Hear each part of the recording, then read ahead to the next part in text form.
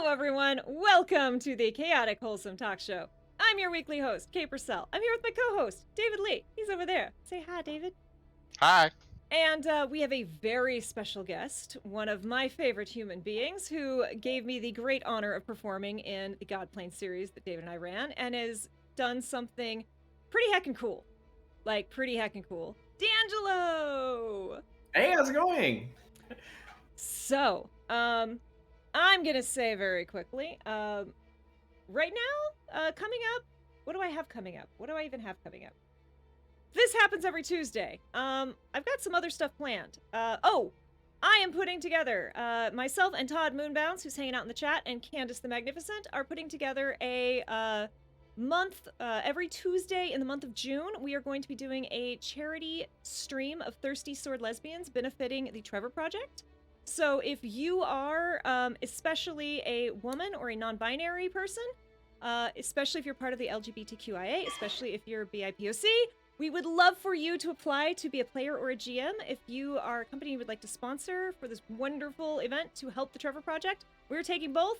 There's a link on my Twitter. Please go do it. We hope you'll join us in June. It's my birthday month. I love doing tabletops for charities during my birthday. David, anything you have to promote? Kay and I are working on a couple of modules that will hopefully air this summer.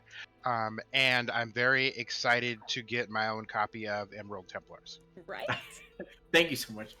So, speaking of, that is the reason we are here right now, is we are going to talk to DeAngelo about... Tell us about Emerald Templars. Let's start from nothing. Is this a D20 system, a D10 system? What is this?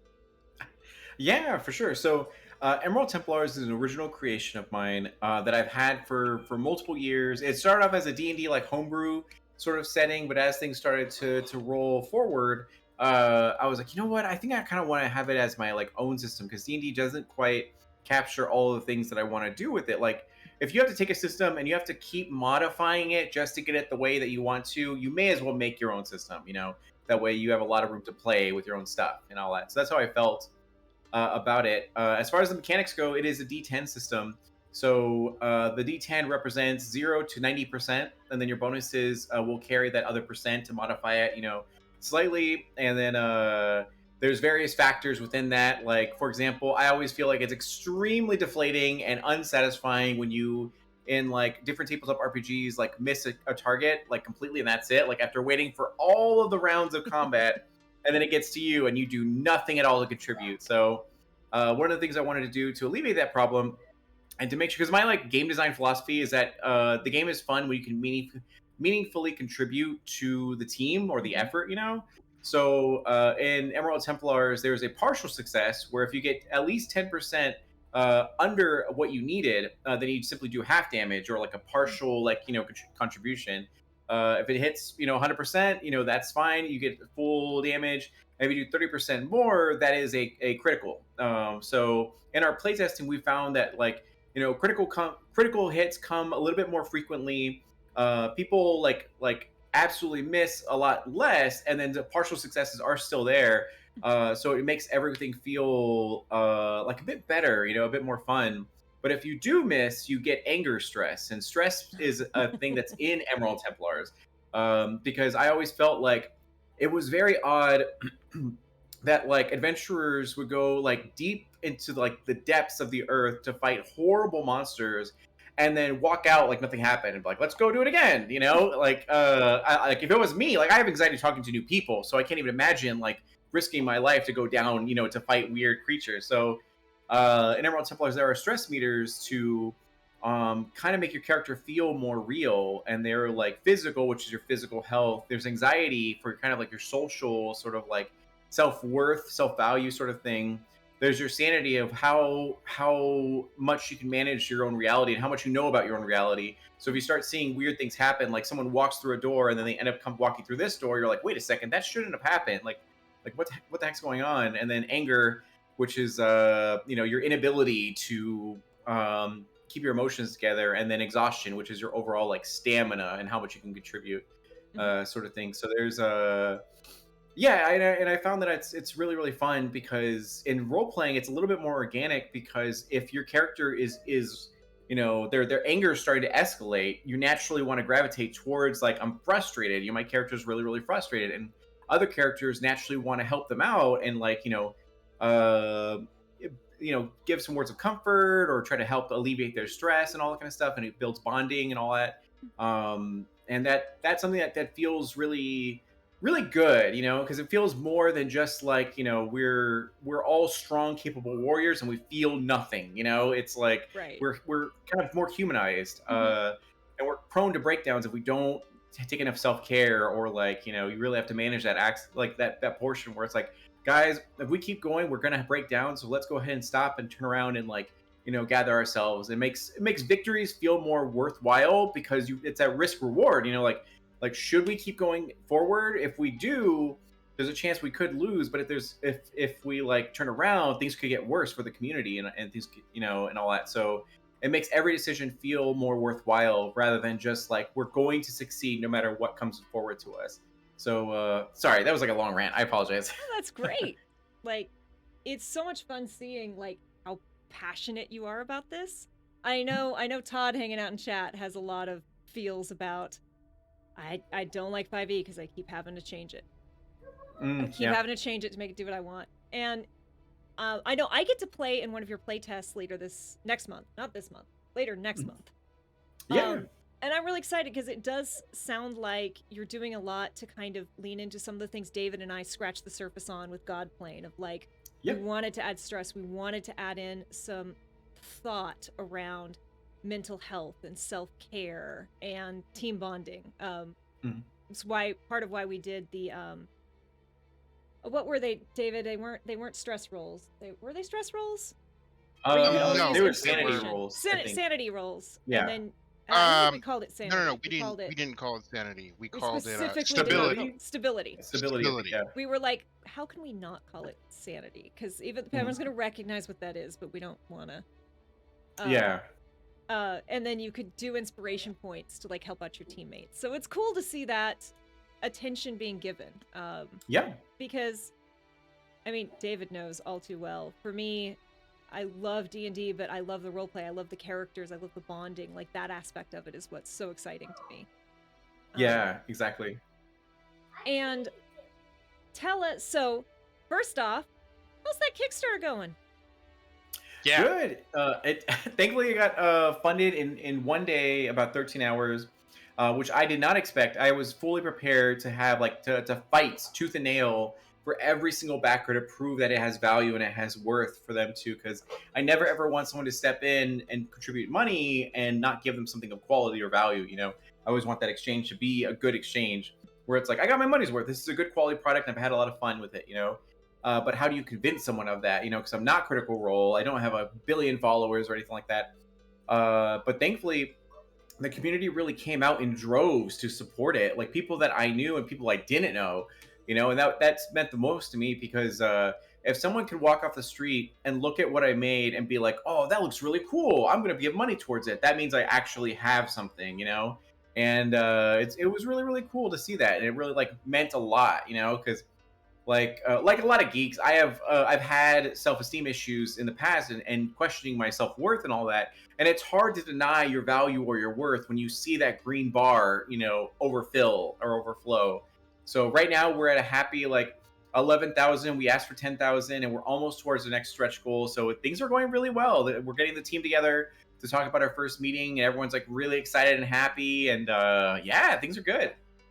One of the writers you have on Templars tweeted something interesting a couple of days ago about how it's always important to court a new audience, to expand the group of people, so that you're not just recycling the same money back and forth between you and the same 5 people.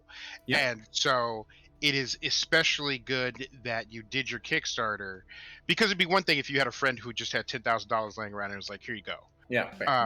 But it's another thing when there is organic external interest and the sort of interest where someone goes, I will slap down money for this. I can't wait to get this in the mail, to get this in Yeah. my email inbox. Um, and since it's at the top of my head, tell us about the dice.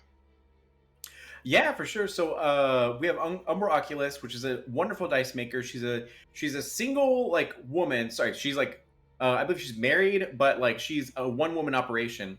And she is over in Texas and just makes these beautiful artesian dice. Gorgeous. That is breathtaking. And like she's always like she's done this for quite a while. And people, whenever she like puts out sales, they always sell out. But it seems like such a micro community that not many people knew about her.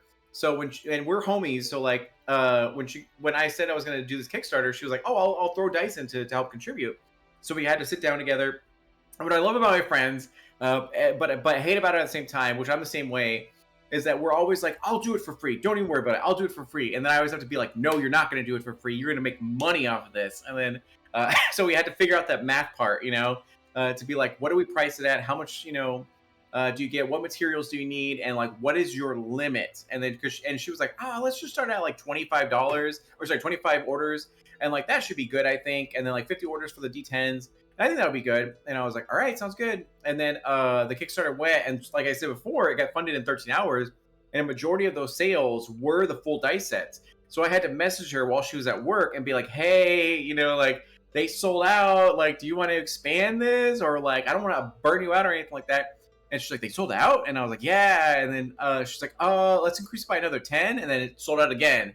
And I was like, all right, hey. And then, so I had to I really go like, what is your limit? Because I don't want you to drown. But also, this is the amount of money that you're going to get for all these orders. She's like, let's keep increasing it. And then, Right. So, yeah, I was like, all right, get that money. And then, so that was like really, really cool. Because I love when people like come to me and they're like, hey, let's collaborate. I always want them to have a worthwhile experience. Mm-hmm. I don't want them to work hard and get nothing back. I want them to actually come back away from it with a great time, experience, make money, all that kind of stuff.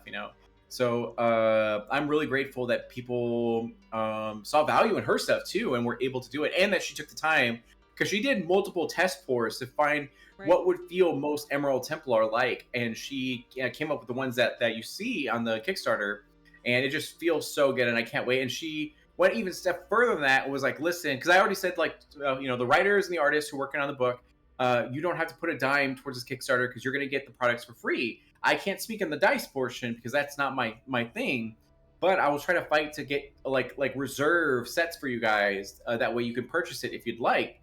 And she goes like, no, I'm going to give it to free. They're all working hard on this project. And I'm like, oh, God. So they're all super grateful. Yeah. So it's all good vibes. Amazing. Yeah, I love them. They're good. Yeah. So I told DeAngelo this story before, but Jess is going to be watching this video later tonight. Friend at work, she watched Godplane, but and she's followed you because of it. But she was like, oh, I'm going to back it. I want a physical copy. And then she's like, oh, but I do this much more and I can get a D10. That's cool. And then she was like, oh, but for $15 more. She's like, yeah, yep. I got all of the dice. And yeah, those are some good price points. It's almost like you went to, I don't know, a panel or something about how to be smart. Yeah, you were at that panel as well. Yeah, that changed my each other.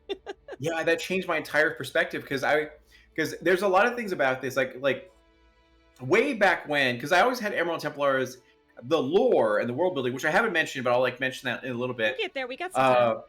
Yeah. So there's a lore aspect, and I was like, okay, cool. And then I was like, all right, now I want to make it to a game. And I found another product that I really wanted to work with, but all I wanted to do was to take their mechanics and then dress Emerald Templars over it, and then their skeleton, and then have that be, because I was like, I'm not a game designer. I don't know how any of this works.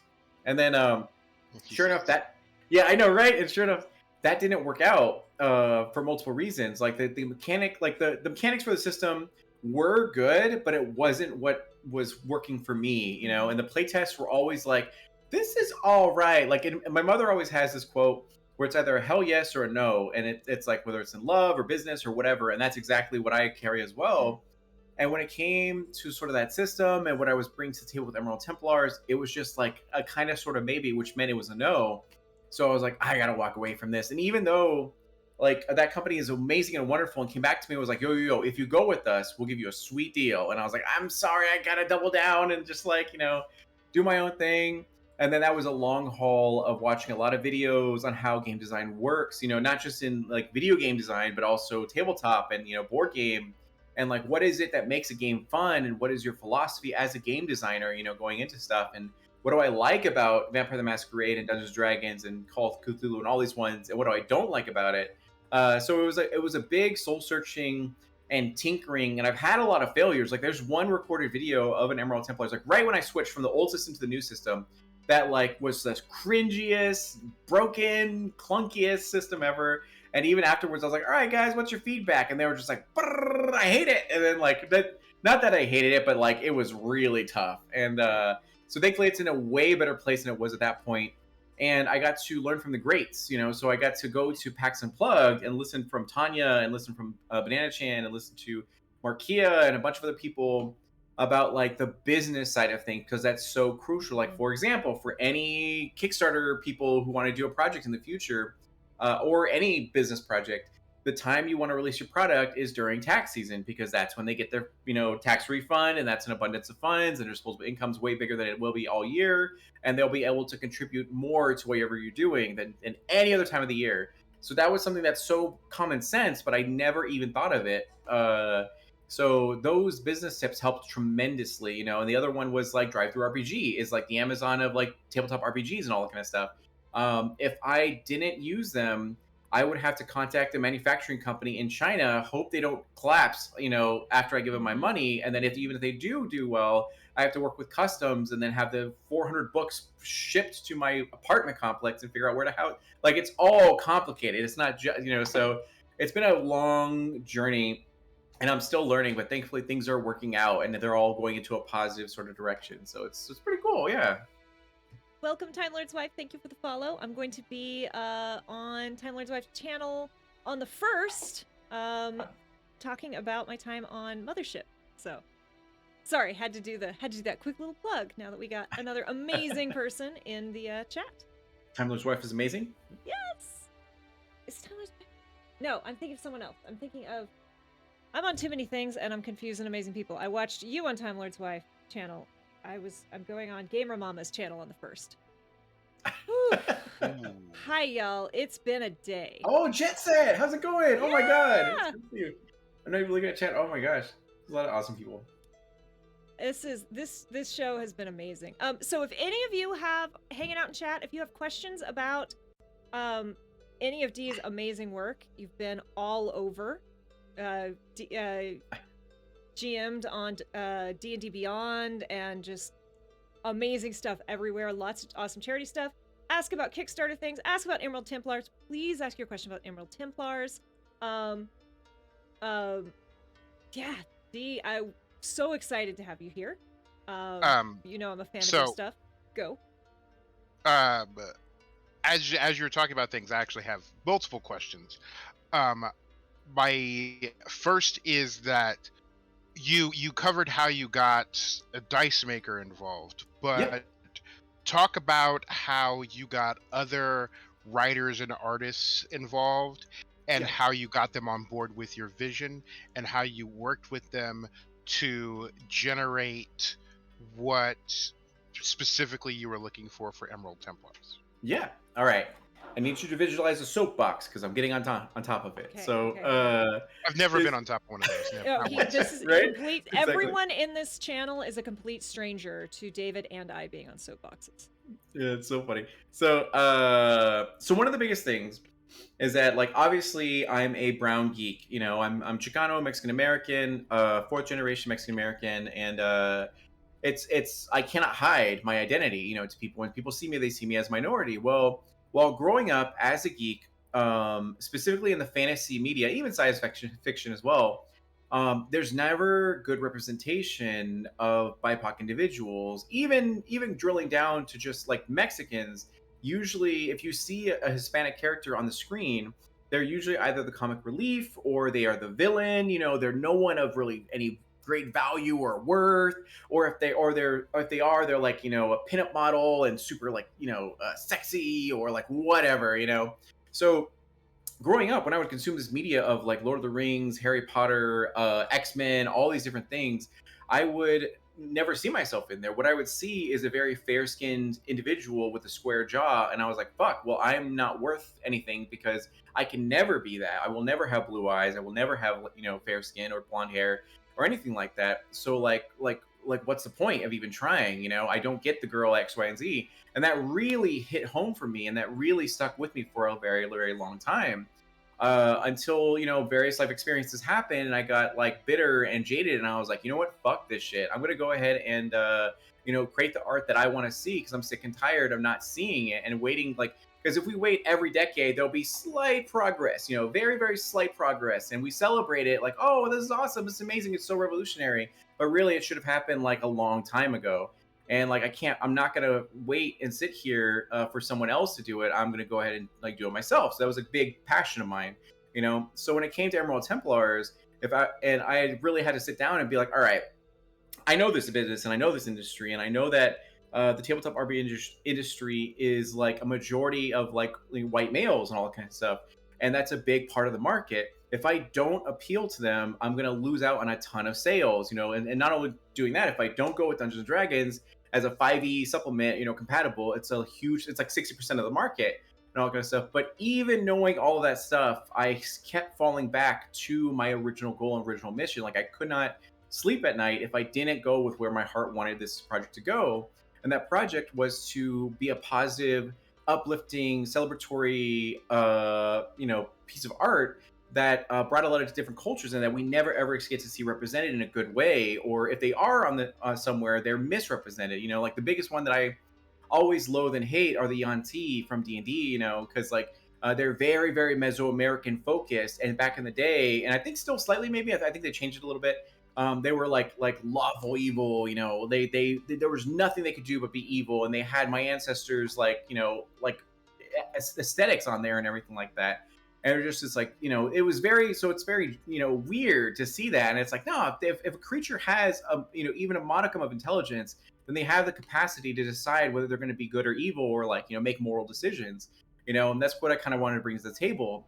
So in Emerald Templars, there are 4 major nations, and those cultures are kind of like lifted from real life cultures, whether it be South Asian or African or like Mesoamerican or Middle Eastern or North Africa and everything. And of course, like in going in this, like I get offended when I see my culture written by people who are not from the culture, because usually they get stuff wrong. So I was like, I would never ever in a million years think to write for someone else's culture. So therefore, I need to find an awesome team of beautiful, wonderful, brilliant minds from these cultures to be able to come in and shed their creative talents to this project.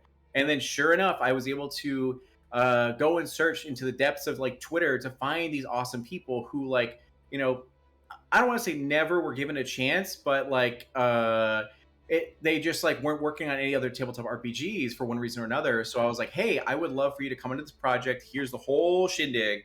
Like, I want you to have creative freedom to do whatever you want with this piece. If there's something you love about your culture, bring it to the table. If there's something you love but also want to change about it, do it. If you want to go completely into a different direction with it, that's completely fine. Like, give me art references for what these people would eat, these people would all this sort of stuff. And then from that information and that care and that passion comes this beautiful project that like people are starting to rally over it. Like, I've had a lot of people be like, holy shit, like I've never seen my culture represented in a fantasy realm like this, like, oh my god. And it's just so nice and beautiful, because like anytime I see anything even closely Latino, I get like excited about it in the fantasy and sci-fi realm. Even if it's just like a small crumb of like screen time or whatever. So I'm hoping that this project, like a generation from now or 2 generations from now, a brown geek will be able to walk into a tabletop RPG store, see Emerald Templars, pick it up and flip through the pages and immediately see representation in one way, form, or another, because I didn't get that until I was like a full-blown adult, almost to 30s, So yeah, I am now off of my soapbox. So I'm glad that you brought up one particular aspect of representation that is often neglected, and that is the idea of tokenism. yeah, And how if your race or background or gender is represented in a piece of media, it is usually relegated to a couple of select stereotypes. And Yeah. that's true if you're Asian, that's true if you're Black, that's true if you're Latino. And growing up, um, it wasn't just I see all pale faces. Mhm. It was also I can't be this particular representation Yep. of how other people see, uh, in my case, Black people. Mhm. And that affects a lot of things because Yeah. people make unfounded assumptions about It's you, like propaganda. Yeah. um, good and bad. Like I've had people tell me, whether in like casual social settings or with dating or with certain professional opportunities, that I quote unquote was not Black enough. Mhm. And I look in the mirror and I go, how? Yeah. Um, and and there's still that discussion happening today. Like you have the news where Zoe Kravitz says that she auditioned for something a while ago and was considered, essentially too Black. Um, and how, like, if Zoe Kravitz, a like second or third or multiple generation half Jewish, half Black girl is quote Yeah. unquote too Black, then what if you have two Black parents? What if you have Mhm. four Black grandparents, and so on? Um, and so, and Kay and I have talked about this both on and off stream about like the nuance of representation, where it's not enough just to see your skin color or to see Mhm. someone from your community, but that there needs to be a dynamic element to that representation. Yeah. Because, for instance, brown nerds. I had this whole panic attack with Kay during the pandemic, Mhm. where I was like, "Oh man, my interest in anime and my interest in um, Far East cultures, like, but I'm Black, and Mhm. all these things." And it really took sitting down, talking with her, talking with other people, Yeah. to really figure out, hey, there's a lot of history here. There's a lot of and even if there wasn't, it's okay for you to be interested in these things, even if it's not manly, even if it's not Yeah. what Black people do, even if it's not, these, and those stereotypes box us in, and those stereotypical representations help to reinforce that. Mhm. But also, anime, hip hop, and Black culture also have very deep roots. Yeah. Throw that out. Just go make sure that doesn't get lost in there. Absolutely. And Yeah. For I sure. mean, has anybody heard of a little group called Wu-Tang Clan? Right. even like it sometimes it's very obvious to people who haven't seen the unwritten no blank allowed sign. Mhm. Because I always told people, like, I grew up, my dad loved James Bond. And I wanted to love James Bond, but it was very clear that there was no space in James Bond for a person like Ooh-wee. me, right? Mhm. I was never going to be a femme fatale. And I knew that, and it wasn't that I wanted to be that, but I might have wanted to play in that world. I was just very clearly not welcome. Mhm. And of course, so many men in my life have been like, well, no one said you couldn't go in and be something else. And it's like, no, it was kind of an unwritten rule. And if you can't see the unwritten sign, you've never been held back by the unwritten sign. Jareth agrees. Um, but Nice. but also talk more about like the creative process you had with these people, because while they were representing cultures that were not your own, they still had to be cohesive to the Mhm. vision that you had for Emerald Templars.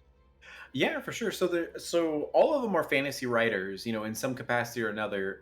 Whether they, work on D&D supplements or like other tabletop RPGs or like even fantasy, fiction and everything like that.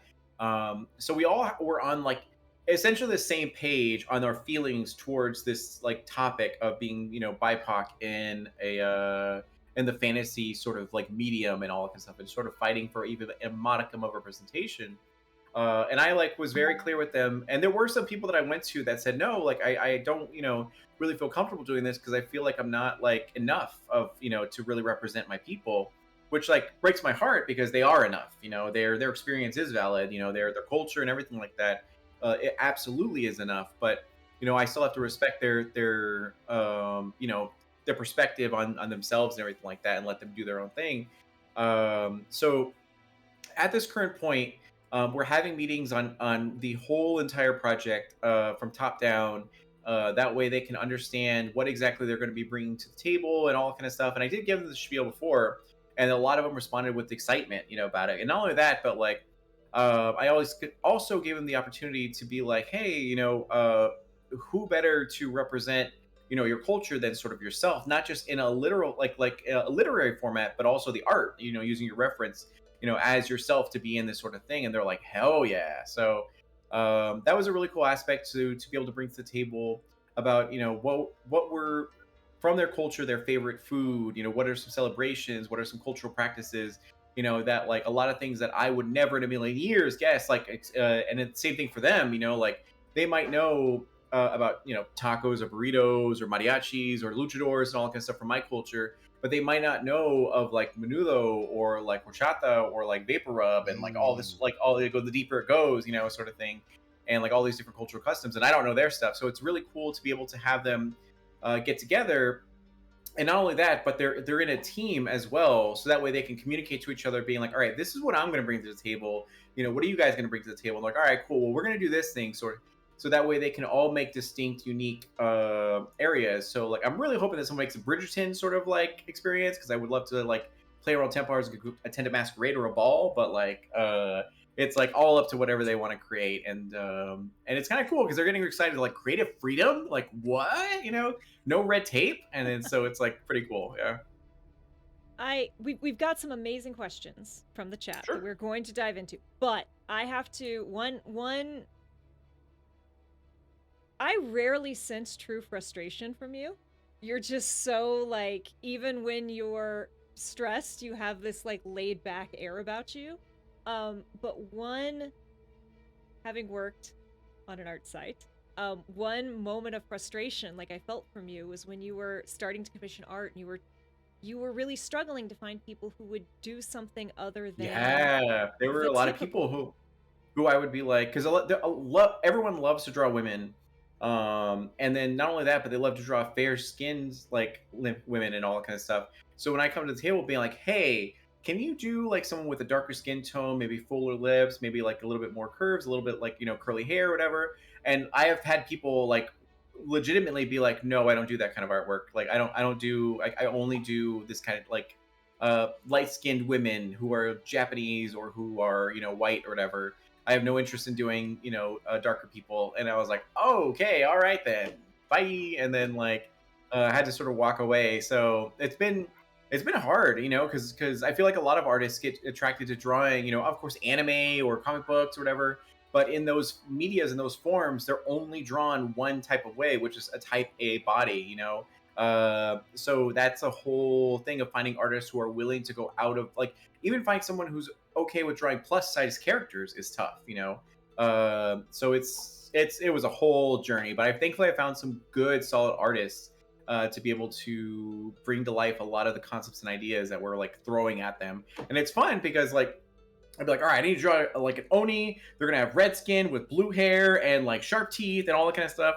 And they're like, whoa, all right. And because it's never an easy commission. It's always like something obnoxious. So it's good. Yeah. And like, even look, I come to the table with a lot of privilege being, a femme presenting white person. But like, I know like the upper half of me is like pretty, but I've never had like that supermodel figure, right? I grew hips at age 12, right? And I grew up with the X-Men, and they still like, I owe a lot of my success simply to just seeing strong women. But there were strong women who looked nothing like me. So like, I can't even imagine having a different skin tone, different features, and just different hair textures, and just not being able, even the strongest woman in the X-Men, the icon that we all want to be, Storm. Yeah. Why has everyone got to give her white person hair? Let her have her natural texture hair, please. Have you seen Oh Storm my God, with the mohawk? Like with the fro mohawk? It's amazing. I've never seen I just broke Storm with David. like nappy hair. Oh, Like, there's some of her where her Normal, mohawks yeah. and braids, and it's just like, so good. Mohawk Storm. I like Mohawk Storm. wow. Yeah, I and like there's a lot of Mohawk media that we just like accept as like, all right, this is the standard sort of thing, and we never question it, you know, just because we're so like used to it, sort of thing. And it's so very weird when you actually start to unravel like all of it. So it's very, very interesting. And Yeah. I really loved how you went out of your way with a lot of these, like the thief thug subclass. Just today when we were discussing Emerald Templars at lunch, my friend said there was I think it was an orc, and I think it was a fighter, but they had like scars. Were those top surgery scars? And I'm like, yeah. Yeah, because I have a lot of friends who are trans, and that's something that they go through. You know, like to even getting the money to do top surgery, you know, and all that kind of stuff is so. Not to mention like the emotional aspect of coming to their families and telling them about everything and like going through that journey. You know, they too absolutely like should be represented in a positive light and separate like and celebrated as well. And that's one of the things about Emerald Templars, like literally in the rules for the writers, you know, they cannot discriminate over sexual orientation or gender or like, you know, race or anything like that. Like even fantasy racism is not okay. Like there's no colonization in Emerald Templars at all. There's big like lore stuff, you know, in it to do all that kind of stuff, but they just have to go from the content of the character and not the color of the skin or the, you know, background or whatever. You know, it's just not a thing that exists in Emerald Templars. Everyone's worthy, everyone's valid, and all that sort of stuff. So yeah. That's amazing. But Todd asked earlier, Mhm. does Emerald Templars have a quick start guide? Yeah, absolutely. So right now we're not releasing it to the public yet because we're going to go through some playtests while the Kickstarter is sort of like going on and everything.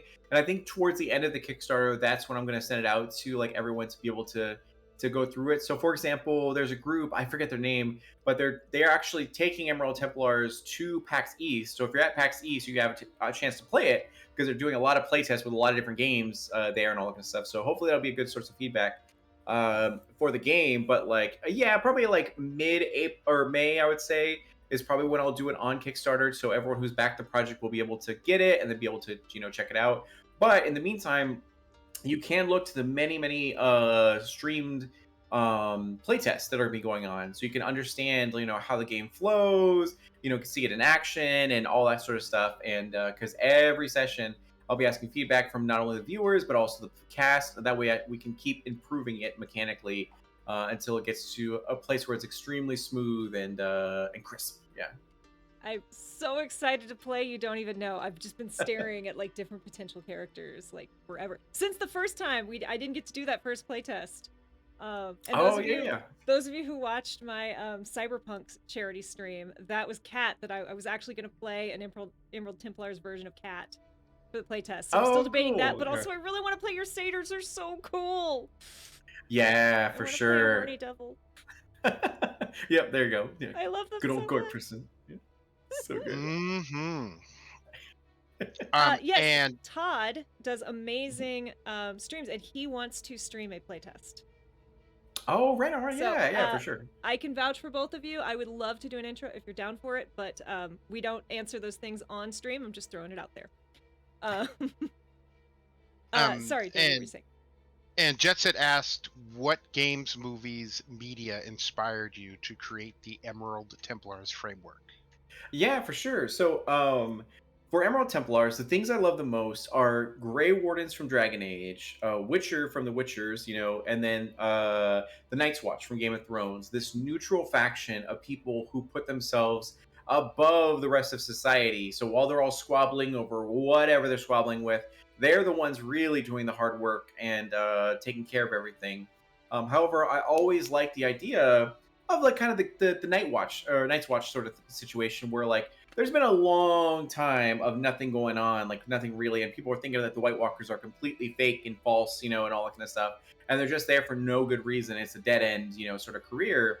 but then they enter into this sort of like era where things are going bad, like hard and fast, and they have to be the ones to rise above.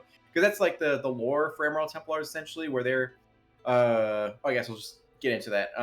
Yes, please. So like, yeah, sorry. So for Emerald Templars, the lore is pretty much that like there's an abundance of magic in this world. So like even the youngest child can like wield magic in one way or another, and that's good and bad for multiple reasons. And along the way, very like a lot of political leaders started wielding and hoarding all of the knowledge on how to really manipulate and do odd things with arcane abilities, from like open portals to other realms, communicate with beings from beyond the cosmos, or like messing with time and all this sort of stuff, raising the dead, to the point where they started to abuse that power and really oppress the people again and again and again, and let the people be dumb and not know how to defend themselves with their own sort of like magic or abilities or anything like that, until a group of concerned citizens got completely fed up with this and started forming the Emerald Templars, which they were able to overthrow their tyrant. And then sure enough, a huge movement and wave began where they all one by one went to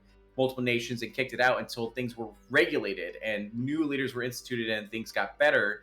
So that was the past and how the Emerald Templars got founded. And a lot of people have a lot of respect for this faction who did so much and made the world a better place. But after centuries upon centuries of peace, the Emerald Templars is now this like very humble, kind of honorific faction that has no really military power, that no one really respects too much, but people still let it be because it was so prominent back then.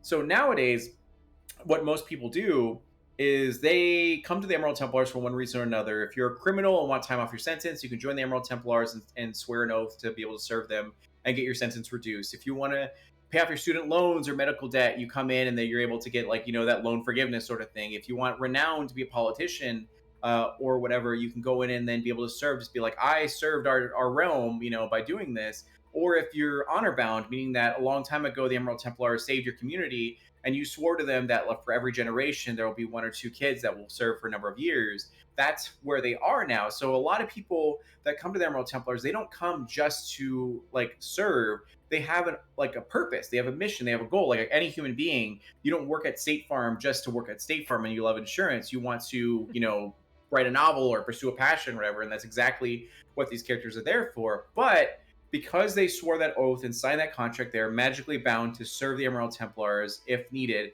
And sure enough, during this era, game masters are encouraged to place various rumors around the realm. And they're like, oh yeah, I guess we'll just go investigate. And sure enough, it's real horror. It's a real threat to their community. And they have to rise up and use their abilities to be able to take this on and save their community. So it's not a situation where you're playing some supercharged, powerful, godlike character. You're playing a normal person. And the beautiful thing about it, and one of the issues I have with other tabletop RPGs, not to throw shade at them or anything like that, but just one thing that I really like is in other tabletop RPGs, your character just goes and goes and goes and goes until it dies, and I never found that satisfying. So in Emerald Templars, there's a retirement aspect of the game where if they serve and they fulfill their contract, they have the chance to bounce, and be like, you know what, I've done my duty, I have saved this community, I'm gonna go home and start a family, or I'm gonna start a bakery, or I'm gonna do something else. And your character finally has that closure, and you're like, they completed their mission, now they're gonna go and live their life. And you can introduce your new character at the same level that they were at, the other person was at, and with a new story and whatever. Or if you choose that they're like, you know what, I did want to start a bakery, or I did want to go to dental school or whatever, but now that I see how much the realm needs me, I'm going to continue to serve so I can be better, faster, stronger, and protect the ones I love, So you have agency over what your character feels, if they want to exit, and that's closure is something where you rarely get to feel unless we get to sit through or play through a full-blown campaign, and you get to see them right up on the sunset, and all that kind of stuff. So yeah. Really neat. So the first stretch goal, where's that tattoo going? Oh, it'll probably be right up here or something like that. Yeah, because this is just my random arm, and then this is I don't know what this is gonna be but every project that I make, I'm probably gonna get a tattoo of it. So because now that I've now that I'm making Emerald Templars, I have the itch to make other games too. So I'm You probably gonna got the keep bug making now. games. Exactly. Yeah. So For those of you who don't know, Emerald Templars had a goal of $10,000, and the first stretch goal was $10,001, and DeAngelo would get an Emerald Templars tattoo. So yep, and we met that. we Yeah. watched that donation happen that pledge happen in real time in the I know. Discord. Yeah, It was it's so pretty good. great. So let's see. Rivenanza bounced. Todd is excited for a playtest. David, did you have any other questions? 'Cause I this have is other just... questions. Oh boy. Oh So boy. I know you're you itching. you weren't throwing any shade before, but now it's time to throw shade. So what about other systems did you find that weren't meeting your needs in terms of gameplay and storytelling goals? I mean, like everybody has house rules. Everybody fudges things a little bit. Yeah. Matt Mercer's famous for switching, drinking a potion from an action to a bonus action. What sort of things were you like, okay, this isn't working for me, I need to come up with something new? I definitely would say that it's like the emotional aspect of your characters, like the stress meters, the anxiety, the anger, and all that kind of stuff that really go into it. Because there are things that can happen that can like really affect your character that goes beyond the actual like health bar, because it's a classic thing. If like as long as you have 1 HP, you're still fully functional and there's no issue at all. So I wanted to add in mechanics where if you get to like 50% of your anger meter, things start getting weird. Like you start getting a benefit, but you also start getting a hindrance. Like, and that's just like real life. So if you're pissed, you're like stronger, you're better, you're faster, but you're also very hard to be around. Because there's tension in the air when you're around. And if you continue to go down that path, you really start to get like weird and all that kind of stuff. And then other things were simply that like monstrous creatures were only one certain way, like or the classic trope of like dwarves, humans, elves, halflings or whatever. We've seen that story told time and time again, and I like don't want it anymore. I want something new and something fresh. So like wanted to bring in onis, and I wanted to bring in like kitsunes and all these different ones, and to let them be different things, so they didn't have to be like and even humans are like slightly different in Emerald Templars, where they have a stronger connection to the spiritual world, rather than just being like the normal I'm the middle layman of or the whatever. road. Exactly, yeah, sort of thing. So yeah, there's a few things about it. The other thing that I really didn't like about it, because I feel like like in Dungeons and Dragons, I love Dungeons and Dragons, just say that like outright and everything. But their weapons, and they're like how certain weapons will have different dice, equated to it. And like sometimes I just want to run a like whip throughout the whole campaign, and that's my main weapon. But you can't like you can do that, but it's not functional. Like if you pick up a pole arm or a great sword, you're going to do way more damage. You get way more value out of that than if you use a whip. So in Emerald Templars, it's not the weapon, it's like the quality of the weapon and how trained you are in the skill of like fighting or whatever. So if you legitimately wanted your character to have a boomerang for their entire time, they would be just as functional as someone who had like a sword and shield or a spear or like what have you. That way you can fully like play your character to your heart's content and still meaningfully contribute to what's going on.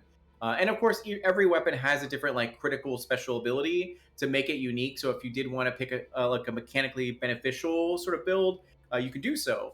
But it's just like you're not going to be punished just because you want to use a certain character or a certain weapon, especially if it's from your culture. Like that, I would absolutely hate it if they had like a Makawato be like super useless and it's from my culture. I want it to be just as functional as an axe or like a short sword or whatever else. Yeah. Kay and I have spent a lot of time talking about rogues in D&D, and one thing that we found is that more so than any other class, there are all these mechanics built into being a rogue that helps you scale weapon damage up. Yeah. And so a dagger in the hands of a rogue in a lot of instances is going to be more dangerous than a short sword or a long sword in the hands of, say, a fighter Yeah. of the same level, because of all the bonuses you get from. But you're right, where they don't have that scaling, For a lot of built different in, classes. Yeah. not just around the classes, but around a lot of other weapons. Mhm. And so, you'll have things where, like a good example is like short sword versus long sword. Like, if you're a rogue, it's better to have a dagger than a short sword. And if you're a fighter, it's better to have a long sword than a short sword. So why would anyone ever have a short sword? Yeah, exactly. And like even though like I remember being a fighter and like I chose like I wanted my whole thing to be javelins, because I was like, oh, no one ever uses javelins, and I found out why no one ever uses javelins. And then because I was like a throne master and I had all these things geared toward it, and I still just did not contribute meaningfully enough compared to all of my other cast members. And I was like, well, this sucks. Like this doesn't feel good. Like why even have this stuff in the game if you can't like have it be meaningful. And if that was one of my peeves, and then one of the things I wanted to change, when I made my own sort of thing. That way, whatever you pick and whatever you do, it will contribute in a certain way. It just depends on what you ultimately want to do. Like, do you want to shatter the armor of your enemy to make it easier for your whole party to hit them? Do you want to make them bleed to do damage over time effects? Do you want to like stun them so you can take them out of the game for a little bit? Like those are things you can think of when you're choosing your outfits and equipment. So yeah, it's some of those things, and yeah. That was David playing a ranger in that one Yeah. shot when you were like, wait, Oof. I'm not doing Oof. this again. Oof. Yeah, and Yeah. and I like the idea of the ranger class, but I remember sitting there and I talked to Kay about this, and I went, "Oh man, why are rangers really poo-pooed in the community?" And then I And then played you one, and I found was out, like, yeah. "I get it, I get it." Because you could be a rogue or a fighter with a crossbow and do so much better than a unless I will say Drake Warden helped a lot. Drake Warden dropping an entire grown dragon on a battlefield is just living your anime best life. Right? Exactly. It's really... Jet Set wanted to ask each of us, what's your favorite part of tabletops, tabletop RPGs? Is it designing games, GMing, playing? What is it? So, special guest, you're on the hot seat. Yep.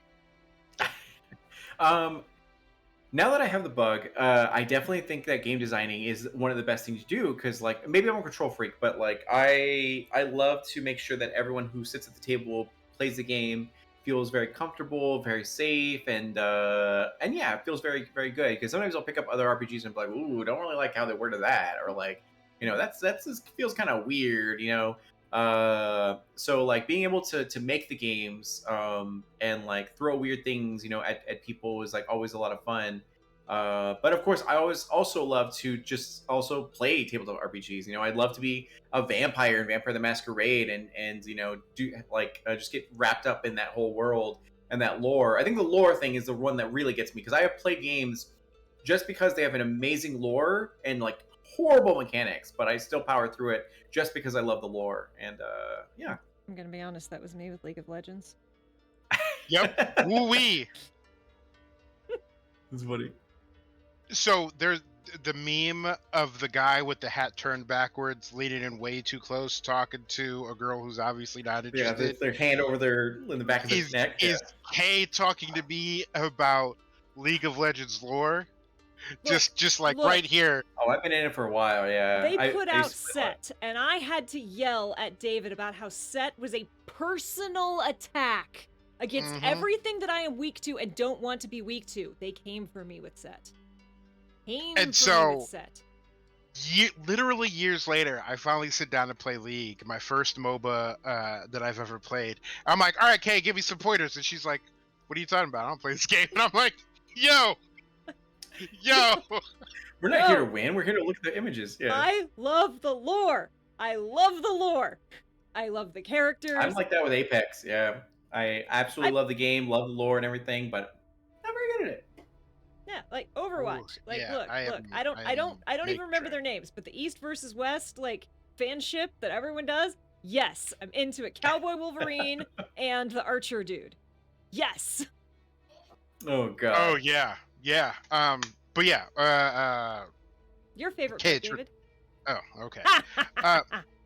So thinking about this, I would split it into two parts, because I find that DMing and being a player are very different experiences when it comes to tabletop, and so I really don't lump them together. Um, as a player, um, and it's funny because as a player, I'm really into the magic systems, Mhm. and I never play a caster. Ooh. I don't eat just like I've seen you most of the play characters cleric.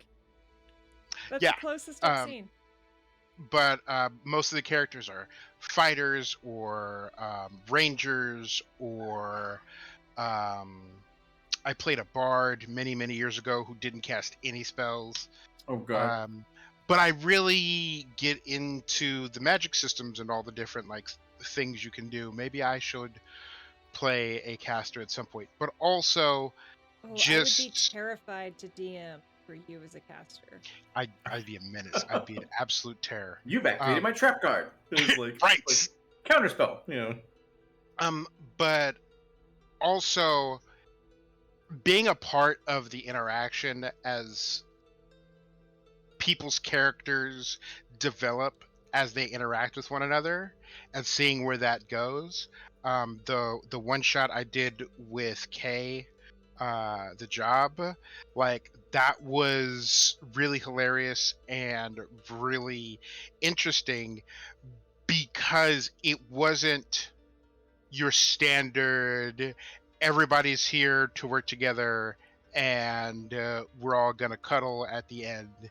It was very much like this cutthroat, we all have the same goal but we all have different motivations, and how that unfolded was really fascinating. As a DM, the two things that I like most is giving people a sandbox to play in and watching what sort of like wild shit they come up with, and also watching their brains turn as they try to figure out what's coming next, and balancing the your obligation as a DM and a storyteller to both subvert those expectations and fulfill those expectations. Um, And watching I Kay deliberately derail you with red herring. Well, also watching Kay absolutely melt down. Oh man, I got so just yeah. No, the thing I look forward most to is making Kay melt down, and there's a lot more meltdowns coming. The end. Boy. I have something to add really quick. I want to change my answer slightly. Oh boy. One of my favorite things about like being a dungeon master specifically is kind of like what David said, where for me it's like cosmic horror and introducing a new group of people to cosmic horror because it's a word that people have heard and maybe they like Lovecraft, but a lot of times people haven't really experienced like cosmic horror. And one of my favorite examples is like having people like enter a room and they see a long hallway and on the left are various windows that look out to the cosmos, like, you know, stars are exploding, black holes are consuming all sorts of life, and all these things that they should never in a million years like witness, but it's happening. And on the right are a series of doors, and every time they open a door they see something horrible, like, and it's just like they immediately close it and it's completely fine. And they walk down that hallway and it just gets longer and longer and longer and longer, and they turn around and they're right back at the door. And it's just like this like weird mind melting sort of thing. And the only way to escape it was to jump out the window into the cosmos. And everyone, like, it was a good like 45 minutes before they found out the secrets of the puzzle. And it was at a joke that someone was like, you know what, I'm done with this, I'm just gonna jump out the window. And then so they jumped out, like, are you gonna follow, are you gonna let him? And they're like, oh my god, no, please, can I throw a rope? And like, you know, and then sure enough, after that happened and they jumped out the window, they like lost it and they're like, oh, that was so good, I want more. And then like so it was like a good experience where we're just like so it was nice. Yeah, I am now officially salty that, and I understand why you didn't, but I'm officially salty that y'all didn't spend more time in Drixalia's house in the Yep. God Plane, because Yep. there was hey, we said We put so much stuff in there. there was if you want to something put similar. 20 more hours or 20 more episodes, we would have Yep. been down. There was, if y'all, the closets were a thing. That's all I'm gonna say. Those closets were gonna be a thing. Yeah. But so for me, regardless of if it's DM or as a player, for me, it's just straight up storytelling. Yeah. Storytelling and character development are like what I love. And so like with Godplane, I very carefully separated you all, but I also, where I stuck little bits of the past together to leave you all to piece together, oh, these things are related. And apparently some people who were watching Godplane thought that you all knew. They didn't realize that I had not told you all that these things were related, that you had to figure that out real time in the game. When I'm playing as a player, I very much try to pay attention when other people are talking and when other characters are dropping things so that I can be like, oh, you mentioned this, or oh, this happened. Interesting. Yeah. Right. So I'm pretty sure the people who play in this game don't watch this show. If you play with my himbo bard, other than Stephanie, my DM, you can watch. But if Thoroughfare, Wesley, go away. Thoroughfare Voth, right now. Shoot. So, like, my himbo bard is chaos, just chaos incarnate. And at one point, like, he was trying to figure out how to tell the uptight paladin, how to make the uptight paladin accept gratitude and be happy. And realized that that paladin really liked flowers and really liked children and would accept nice things from children. So unbeknownst to the rest of the party, for the better part of a year now, every town we go to, he runs off and plays a song to all of the kids. And if either of them, if I roll too low in my performance, they're going to pick up that he's telling a story about a paladin who matches the description of our paladin, who did all of these amazing things and saved children from being eaten by a devil toad. So all the children should bring, it's good luck if you bring this paladin a flower. So suddenly NPC children are starting to bring this paladin flowers. Yeah. And it's been going on for almost a year now. The party has not figured it out. And like 3 sessions after I started doing this, I said something about, because Thoroughfare likes flowers. And players like, oh, well, I haven't said that explicitly. And I'm like, not explicitly. And like, I love doing that. I love figuring out how can our characters connect? How can we build a story? How can we... David's seen me do this so many times with Roxy, where I'll just take things that don't seem to connect and try to mush them together, or be like, oh, this NPC, everyone is making fun of him because his god is like a cult, but like maybe they're just misunderstood and they're just like me. And like, I love pulling those things together, either as a DM or as a player. I will absolutely change plot points when I'm DMing in order to make a character like connection happen, or like, oh, is this? Nope, but we'll find a way to make that stick together. Because for me, like in Mothership, I was playing this incredibly creepy character, this uncanny valley android, and it's one of my proudest accomplishments that by the end, and I won't say, but by the end of it, both the chat and the rest of the crew, who had started out being like, it's creepy, I don't trust it, I don't like it, were like on my side, like loved my character. And that wasn't me trying to make them like the character, but I wanted everyone to get over that uncanny valley, and I wanted to do that thing of like, this person might not be our definition of normal, but that doesn't mean that they're not, they don't have emotions, valid and worthy. Yeah, like it was a really fun journey to get people to where they're like, oh yeah, that's a little weird, but that's just how they are, and they mean a lot to it. So that's what I love as player or DM. Let's see, what else have we I know we have, go. So as someone who creates things and builds things, there's always something that I get hung up on where I'm like, oh, this is cool. So like, whether it be an NPC or an item or a mechanic or a location, like in Emerald Templars, what is a thing that was either your favorite or that you had a ton of fun working on and that you're really excited that you got to include in the game? Yeah, for sure. So I honestly think the thing that I'm really, really excited for, like, obviously, I love the Emerald Templars as the faction and all that kind of stuff, and I love all the things that's going on in the world. But my favorite thing is always cosmic horror. The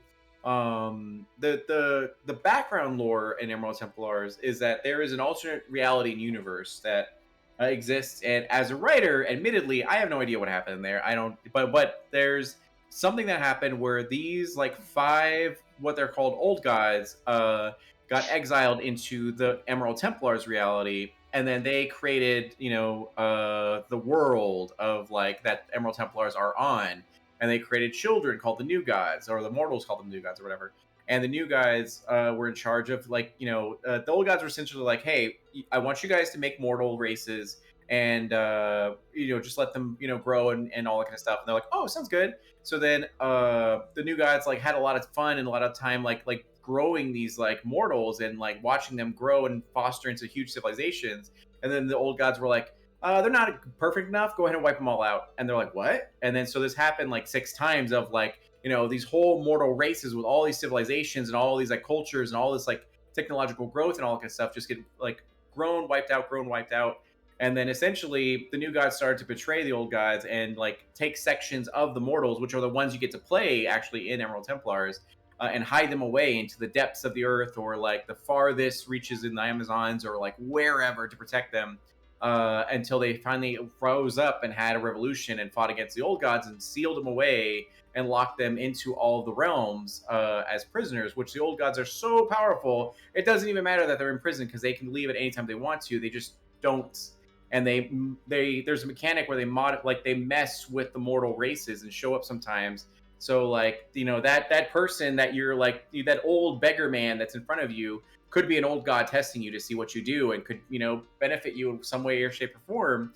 And so it's always like weird like I wasn't even high when I wrote this, so like I don't know what's wrong with my brain, but like it's just these weird mechanics, and one of them is like she is like the god of all knowing, and she even knows that Emerald Templar, like she even knows that she in all of her infinite power is powerless because she's just a fictional character in a tabletop role-playing game created by so she knows like too much essentially. I read that Marvel What If issue. It was very good.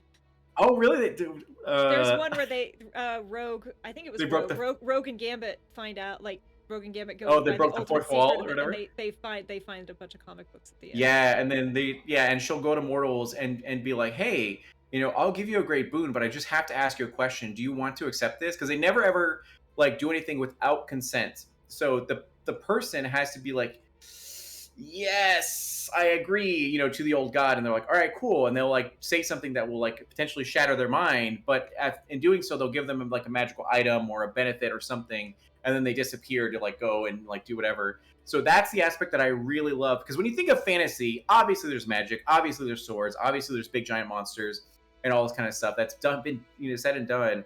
But this sort of concept in world building is something that I haven't seen before, and I love because I can do whatever I want with it. So for example, in the future, like what you get in the core book is the known world, but there's still the unknown world, which are the supplements that are coming up. And in the future, there will be like one of them that'll be a chronological or like a chronomancy situation where it's like, oh shit, there's a rift in time and space, and the mortal races that died back then, some of them are now able to be saved and come back, and that's a new playable sort of thing. And it's like it's there's so much room for expansion and so much all this kind of stuff that's what I really love about it.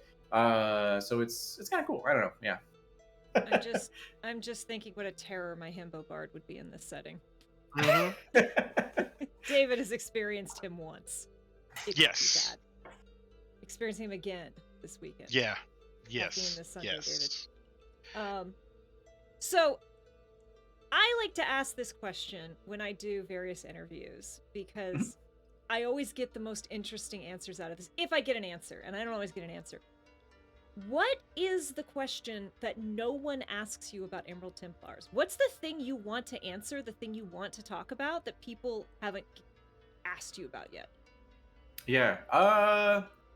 That's hard. It's either hard or someone's like dying. They're like, oh, thank you, this thing. I think it would definitely be like are there any secret cameos in the game? And the answer is yes. I have Selena as a goddess of like entertainment and art. So she's called Selena because of the movie, and all that kind of stuff. But yeah, she's there, and you can pray to her. And you can be a cleric and a paladin and all that kind of stuff. But in like Emerald Templars, every god that you choose to worship has certain conditions. In order to get their power, you have to abide by these certain things. So yeah, for her, you just have to be the life of the party essentially, and you have to like, if things can never be boring, you always got to bring spice to a situation, and then like try your best to make people happy and all this kind of stuff. And then also Walter Mercado is going to be in there as well, which is a prominent figure in the Latino community. Who's like amazing and wonderful, always about good vibes, and would read your horoscope every single day. So it's like, if you're a Leo, this is what you should experience, da da da. And like, it was really, really good. He was such a good person. So I want to take that. And he was kind of like a wizard or like a deity almost. And now I want to immortalize that by bringing it into a fantasy tabletop RPG, because who else is going to do it? No one. No one else cares but our community. So I want to definitely immortalize that. That way there might be people out there that's like, dude, I want to. Obviously, he won't be named Walter Mercado, because like that, I don't want to get sued. But like, it'll be some like reference to that, and then people will be able to, his spirit will be able to carry on through this game, and as they're able to like spread those good vibes and energy and all that. So yeah, there's like little hidden secret things I like to put in. Yeah, And there's a really particularly handsome human warrior. that's true. Yeah, so in the game there's the age options. When you create your character, you have to choose if you're going to be young, middle-aged, or elder, because I truly believe that no matter what age you are, you still have value and you have worth. So it's not just the young bucks who can save the world, it's anyone, even like a dad, a 30-year-old like dad or whatever. So when we were doing that artwork, because now that we were getting the funding, I'm starting to like load up my credit card with all these like art commissions, and I'm like, yeah, okay, so now we need to start tapping into the middle age and elder. And then she was like, all right, sounds good. I was like, yeah, give this guy, like, I want him to look a little bit older, and give him like a bushy mustache and all that kind of stuff, and a beer belly. And she just got it. And then she did it with a beard, a bushy beard instead of a bushy mustache, but it looked almost exactly like me. And I was like, never mind, just make it after me. And then and make sure to add glasses, because if I'm making a fantasy game, people with glasses can still do awesome things. They don't need contacts. And then so she's like, you got it, you're the boss. And then so that's been like really fun to normalize certain things and to add certain things. So that's what also inspired me to be like, you know what, I'm going to offer this to everyone. Do you guys want to be in the game? And everyone's like, hell yeah. So they're all like really excited to be like in Emerald Templars, not just in their writing, but in their physical represents, like references and all that kind of stuff. And one of them is actually like a gang boss. So I went to them and was like, hey, I know you want to be in the game, but I have art coming up for this like criminal syndicate. Is it okay if you're a part of that? Like, you don't have to. If you want to be someone like positive and uplifting, you can do that. It's like, no, make me a villain. Like that's my ultimate goal in life, is to be this villain. Can I have a cigar and scars and like an overcoat and all that kind of stuff? And I was like, absolutely. So it's been really cool. Amazing. Yeah. All right. Well, we are nearing the end. I don't want to keep you too long. Thank you so much for being here, David. Any final wrap-up questions? Chat, now is your chance. Anything else we would like to ask? So there is a question that I ask of all of the guests that come on our show. It's the most important question that we have on this show. What is your favorite Pokemon? Bulbasaur, absolutely. Yeah, 100% Bulbasaur. It was always my starter. Everyone chose Charizard. A lot of people chose Squirtle, but I was always 100% with Bulbasaur. Everyone made fun of me. Nowadays, it's like cool to like Bulbasaur, but like I was always an OG Bulbasaur fan. Yeah. Now there you go, perfect. Yeah. It's like good stuff. What about you guys? Oh, I mean, if it's not obvious, my Oh, Gengar? Yeah, Gengar. Yeah. I'm evil, but I'm the grinny evil. I'm a little chubby. My hair used to be real spiky, and yeah. Nice. Snorlax, just because he's my spirit animal. I feel that. Good stuff. One of the reasons that we ask this question is that this captioning, thank you to Web Captioner, it knows all of the Pokemon. If you say a Pokemon, Web Captioner will get it correct. It's Wow, that's incredible. cool. Yeah. It'll mess up other words, but Bulbasaur, Pikachu, Squirtle, Charizard, Charmander, Snorlax, Munchlax, Vulpix. It did get Vulpix. It messed it up and then it fixed it. Yeah, it's just impressive. It's just impressive. It's That's super amazing. awesome. Any closing thoughts, DeAngelo? Yeah. If you after this conversation, if you hear this and you have not yet backed Emerald Templars, I would encourage you to do so only if you feel like this book would add value to your life and is worthwhile. I really appreciate people who are just like buying it to support, but I would really love you to buy it because you find value and worth in it. Because this book is the first published credit for a lot of writers that are on the project, which means that their careers will be enhanced because of it. Artwork is being done by indie artists who are like paying their bills and paying their medical expenses and all this sort of stuff with this money that's coming through. So the more you contribute to Emerald Templars, the more you're helping real people grow in their career and all that kind of stuff. So yeah, thank you again for giving me this time, and thank you guys for hearing me talk about Emerald Templars and all that. Yeah. Thank you for coming on. Any words for anyone who is like inspired by all this to maybe start messing around making their own system, following your footsteps? I would honestly say, do it. It's not easy by any means. Like, obviously, there's a lot to learn, but it's not impossible either. And if you have a creative idea, pursue it, because that's the only way that the world's going to be better. Is when we have fresh ideas come into the industry, and yeah. So. Richard has one more closing question. We keep doing one more closing question, but he would like to know what's your either your first TTRPG or your favorite TTRPG book of all time? Yeah, so honestly, my first one was D&D 4th edition, because when I was 18 years old, I was a courtesy clerk at a grocery store, got rejected by a ton of TTRPG groups in my local area and all that, so I decided to just spend my whole paycheck to go and buy 4th edition because it was barely coming out at that time.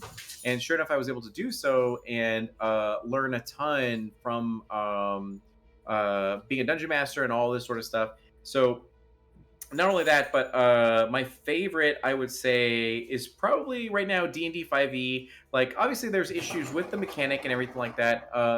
Actually, maybe it's Vampire the Masquerade. That's a hard question now that I think about it, because both of them are really, really good.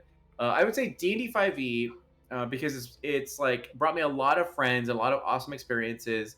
And that's been a lot of fun. But I love being a vampire because I get to be a vampire and live my middle-age dreams, middle-age high school or middle school dreams. Yeah, it's good. Awesome. All right, I think with that we're gonna wrap it up. DeAngelo, I've dropped a link to Emerald Templars in the chat. Support the Kickstarter if you can, and if you think the book would benefit your life. Lots of amazing work. Thank you for all the work you do, DeAngelo, around being so positive, championing diversity, and just being such a wholesome, positive voice in the space. It is always a treat to get to play with you. And I understand that you're incredibly busy, but we are going to twist your arm to come and play more games with us in the future. Yeah, so, absolutely. Make sure you carve us a little bit of time at some point. Of course, always, yeah. When is your next playtest if people are interested in seeing Emerald Templars in action? Well, I know your schedule is like. I know, yeah. Tomorrow actually might be the next time. We're still deciding if people can make it. If they can't, though, next week on Friday on Latinx and Gaming's Twitch channel, we're going to be doing a live playtest. It might be on the front page of Twitch, not sure yet or anything. So that'll be a really, really cool experience to be able to check it out. But like almost every week after that, there will be a playtest of some form or another that'll be streamed. So if you're very, very interested, and if you're on the fence about Emerald Templars, or like even if you backed it and want to make sure it's for you, because I really, really want to give you something that will add value to your life, you can really watch it and see if you would have fun. Like if you could imagine yourself playing it and being like, oh, I could see my friends playing this and having a good time. That's a perfect opportunity to do so, because I want never ever to anything be hidden. I'm a very transparent person, and I want people to see what exactly they'll be getting by backing Emerald Templars and all that kind of stuff. Yeah. So follow either Emerald Templars, which is ET_TTRPG, or just follow DeAngelo. His tag is coming up underneath us. That's been cycling the whole time. You should definitely follow DeAngelo on Twitter anyway. See when the next playtest is. David, you and I don't have too much collaboratively to announce yet, except that it's coming soon. If you are interested in watching Dead Planet, where I played the very creepy android that I'm very proud of, Dead Planet is actually about to be put up on Spotify as a podcast. The whole series is on YouTube. That was Todd Moonbounce's production, and it's beautiful. I'm working with Todd Moonbounce coming up in June for Pride Month. We're doing Thirsty Sword Lesbians, 4 streams for benefiting the Trevor I can talk. I only talk professionally. Benefiting the Trevor Project. And coming up, I believe in June as well, you can find me bi-weekly on the Emergency Power Podcast as a regular member of the crew. Surprise, surprise. In Starfinder. And yes, if you want to see DeAngelo playing Rook in Godplane, check it out on YouTube. Godplane is still one of the, you just type in Godplane anywhere, you find our series. It's pretty cool. A couple of things have started popping really up, fast. Yeah. Good. I think that's it for tonight. Everyone, thank you so much for hanging out. DeAngelo, thank you again for your time. Congratulations. Thank you. Yeah. So excited to see it going. How was your little victory party? It was fun. It was really, really good. Yeah, I got to drink and hang out with friends and chat about like old times, current times, future times, and all that. So it was nice. It was a lot of fun. Yeah. Well, here's to many more awesome future times and many more successful projects. So. Yes. Thank you all. Thank you for hanging. We will be back next week with Richard, that old DM, and we will be talking about emergent storytelling in TTRPGs. So excited to go more. Go look up pictures of Storm with natural hair, and we'll see you next time.